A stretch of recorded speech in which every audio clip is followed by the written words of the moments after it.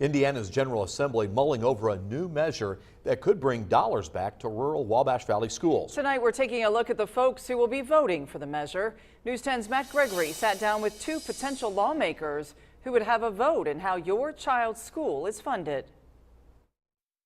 If you live in the 45th district in Indiana, that means your child is in a Sullivan County school or possibly Vigo, Greene, Knox, or Davies County. The formula for school funding is simple. Each student represents a dollar amount.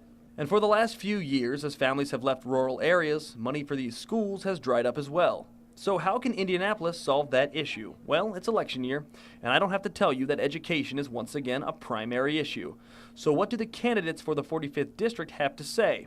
Well, we sat down with both, starting with Democratic incumbent Bianca Gamble, who believes that the state needs to put more money into public schools than before and find a new formula for rural schools. We need to restore the $300 million that went missing in 2010 that was found and never restored. The money coming back is less each year, and so that formula needs to be restored. Moving on to challenger and former representative Republican Bruce Borders, he feels the state needs to keep taxpayers in mind as well. Pull some money from your largest schools. I mean, it's simply, that's the reality of what will have to happen. Some of your largest schools that have certain fixed costs that don't go up regardless of the number of pupils, and transition that money into some of our rural schools. Two candidates with a plan for rural schools vying for your vote.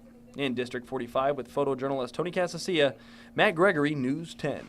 The Republican caucus of the General Assembly feels revisiting the old style of school funding would help rural schools.